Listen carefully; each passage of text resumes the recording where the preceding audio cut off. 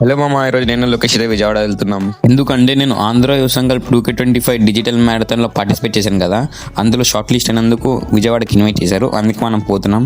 ఆధుని నుంచి direct Vijayawada trains లేవని గుంతకల్ పోయి గుంతకల్ నుంచి అమరావతి ఎక్స్ప్రెస్ అయితే కెనికి పోతున్నాం. మనం ఇంకా గుంతకల్ వచ్చాక ఇంకా ట్రైన్ కి 1 hour టైం ఉందని బయట నేను లోకేష్ టైం పాస్ చేస్తున్నాం.